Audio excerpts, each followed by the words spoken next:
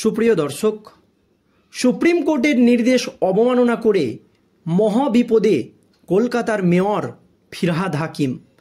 দর্শক, কিছুদিন আগেই সংখ্যালঘু এবং সংখ্যাগুরু নিয়ে বিতর্কিত মন্তব্য করেছিলেন কলকাতার মেয়র ফিরহাদ হাকিম, যার জেরে অস্বস্তিতে পড়েছিল রাজ্যের শাসক দল তৃণমূল কংগ্রেস এবং বাংলার মুখ্যমন্ত্রী মমতা ব্যানার্জি। এই নিয়ে ফিরহাদ হাকিমকে সতর্ক করেছিলেন খোদ মুখ্যমন্ত্রী মমতা ব্যানার্জি।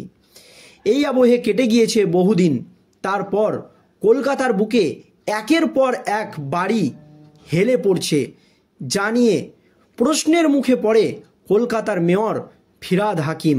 আর এই আবহে ম্যানহল নিয়ে 4 দিন আগেই একটি গুরুত্বপূর্ণ নির্দেশিকা জারি করেছে সুপ্রিম কোর্ট বা সুপ্রিম কোর্টের প্রধান বিচারপতি সঞ্জীব খান্নার নেতৃত্বাধীন বেঞ্চ। তারপরও শেষ রক্ষা হলো না। এবার সুপ্রিম কোর্টের নির্দেশ অবমাননা করে মহাবিপদে কলকাতার মেয়র ফিরহাদ হাকিম। কেন বলছি দর্শক এ কথা? দেখুন, বিধে শিখেই ম্যানহলের পাকচক্রে শহরে ফের বেঘোরে প্রাণ গেল 3 সাফাই কর্মীর। প্রশ্ন উঠছে, বানতলার লেদার কমপ্লেক্সের ঘটনার দায় কার? কার নির্দেশে ম্যানহলে নেমেছিলেন সাফাই কর্মীরা? নিকাশি নালায় নামার সময়ে সুরক্ষার যথাযথ ব্যবস্থা নেওয়া হয়েছিল কিনা বিতর্ক তৈরি হয়েছে। কলকাতার মেয়র তথা রাজ্যের পুর ও নগর উন্নয়ন মন্ত্রী ফিরহাদ হাকিম ক্ষতিপূরণের ঘোষণা করেছেন, সেটা নিয়েও বিতর্ক তৈরি হয়েছে। কেন এই ম্যানহল পরিষ্কার করা নিয়ে 4 দিন আগেই সতর্ক করেছিল সুপ্রিম কোর্টের প্রধান বিচারপতির নেতৃত্বাধীন বেঞ্চ। বিতর্কের কারণ, সুপ্রিম কোর্টের রায় মেনে ক্ষতিপূরণ ঘোষণা করেনি কলকাতার মেয়র তথা মন্ত্রী ফিরহাদ হাকিম। যা ক্ষতিপূরণ দেওয়ার কথা তার 1 ভাগ দেওয়ার কথা বলেছেন তিনি। রবিবারের ঘটনাস্থলে গিয়ে মৃত 3 সাফাই কর্মীর পরিবারকে 10 লাখ টাকা করে ক্ষতিপূরণ দেওয়ার কথা ঘোষণা করেছেন ফিরহাদ হাকিম। মন্ত্রী বলেছেন, নির্দেশ অনুযায়ী ক্ষতিপূরণ দেব আমরা, 10 লক্ষ টাকা করে দেওয়া হবে। এইদিকে 2023 সালে সুপ্রিম কোর্টের তৎকালীন বিচারপতি এস রবীন্দ্র ভট্ট এবং বিচারপতি অরবিন্দ কুমারের বেঞ্চ জানিয়েছিল, নিকাশি নালা পরিষ্কার করতে নেমে সাফাই কর্মীর মৃত্যু হলে 30 লাখ টাকা ক্ষতিপূরণ দিতে হবে কেন্দ্র বা রাজ্য সরকারকে। সেই রায়ের প্রতিলিপি 45 এবং 46 নম্বর পাতায় সে কথা বিস্তারিত বলা হয়েছে। শীর্ষ আদালতের নির্দেশ, ম্যানহলে নেমে কোনো সাফাই কর্মীর শরীরের কোনো অঙ্গ স্থায়ীভাবে অকেজো হয়ে গেলে তাকে ক্ষতিপূরণ হিসাবে 20 লক্ষ টাকা দিতে হবে। তবে ন্যূনতম ক্ষতিপূরণ কখনোই 10 লাখের কম হবে না, এ কথা পরিষ্কার বলা হয়েছে সুপ্রিম কোর্টের তরফ থেকে। তারপরও সেই নির্দেশ মানা হয়নি।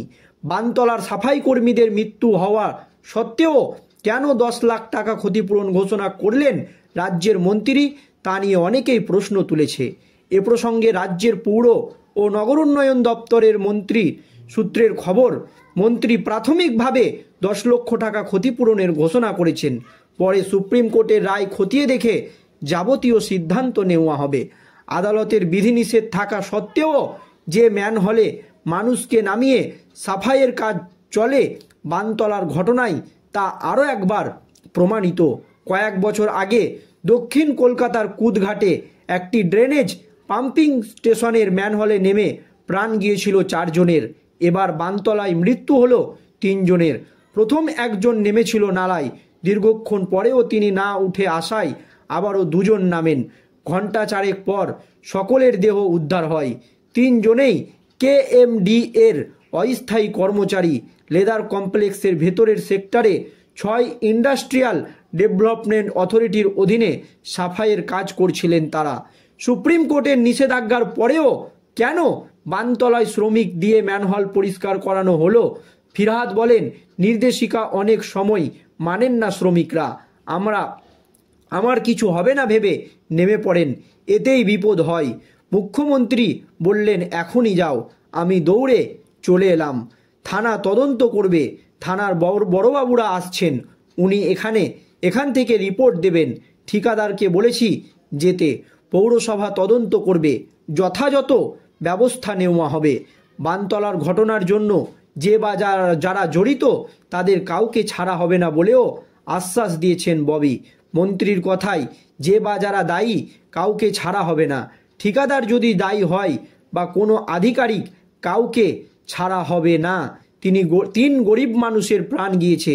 এটা উত্তরপ্রদেশ নয় যে এতগুলো প্রাণ গেলে চেপে যাব। আমাদের এখানে প্রত্যেকটা প্রাণের দাম আছে। তদন্তে দোষীকে শাস্তি দেওয়া হবে এবং এ থেকে শিক্ষা নিয়ে অর্ডার জারি করা হবে, এ কথা জানান কলকাতার মেয়র ফিরহাদ হাকিম। কিন্তু নিয়ম অনুযায়ী ম্যানহোলে নামার আগে জেনে নিতে হয় ভেতরে বিষাক্ত গ্যাস আছে কিনা। তার জন্য যে যন্ত্র লাগে তা অবশ্যই থাকে না সাফাই কর্মীদের কাছে। এর দায় কে নেবে সেই প্রশ্ন উঠে গিয়েছে। ম্যানহোলের ঢাকনা খোলার পর তারা দেখে নেন ভেতরে আরশোলা ঘুরছে কিনা। যদি আরশোলা থাকে তবেই তারা নিশ্চিহ্ন হন, আর যদি আরশোলা বা অন্য কোনো পোকা না থাকে তাহলে ধরে নেওয়া হয় ম্যানহোলে মিথেন গ্যাস রয়েছে, কারণ ওই গ্যাস জমে থাকলে কোনো প্রাণীই বাঁচে না। শুধু তাই নয়, ম্যানহোলে নামার সময় শ্রমিকদের মাথা থেকে পা বিশেষ ধরনের অ্যাপ্রেনে ঢাকা উচিত, পায়ে থাকা উচিত গামবুট এবং হাতে দস্তানা, কোমরে বাঁধা থাকবে বিশেষ ধরনের দড়ি, মাথায় হেলমেট প্রয়োজনে পরতে হবে, বিশেষ ধরনের মুখোশও, সঙ্গে অক্সিজেনের ব্যবস্থা রাখা বাধ্যতামূলক। এই সব কড়া নিয়ম রয়েছে ঠিকই, কিন্তু তা বন্দি খাতায় কলমে। অভিযোগ বিধি উড়িয়ে এখনও স্রেফ গামছা বালতির ভরসাতেই ম্যানহোলে নেমে পাকচক্রে খাবি খান সাফাই কর্মীরা। অভিযোগ বানতলার সেই রকমই ঘটনা ঘটেছে। ফিরহাদ হাকিম বলেন, কোনো গরিব মানুষ মারা গেলে তার মৃত্যুর কারণ জানা যাবে না, এটা হতে পারে না। চিফ ইঞ্জিনিয়ার বলেছে গ্যাস তৈরি হচ্ছে লিকেজ থেকে। কেন তা হলে ঠিক মতো ইন্সপেকশন হলো না? কেন শ্রমিককে নামানো হলো? পাম্প লাগিয়ে পরিষ্কার করা হলো না কেন? বিষাক্ত গ্যাস আছে কি না দেখা হলো না কেন? থানা তদন্ত করবে। ফিরহাদ হাকিমের সংযোজন পরিবেশটা নরকুণ্ড হয়ে গিয়েছে। আমাদের এখানকার নেতা রাকেশও বলেছিল সবাই ডিসচার্জ করে দিচ্ছে। এটা লেদের প্রেসলেসিংয়ের জল, কেমিক্যাল রয়েছে। এটা CAPDতে যাওয়ার কথা, রাস্তায় যাচ্ছে বলে বিভ্রাট ঘটে গ্যাস তৈরি হচ্ছে। কিন্তু এই যে তিনটে মানুষের প্রাণ চলে গেল, সুপ্রিম কোর্টের নির্দেশ জারি হওয়া সত্ত্বেও বা নির্দেশ থাকা সত্ত্বেও এর দায়ভার কে নেবে?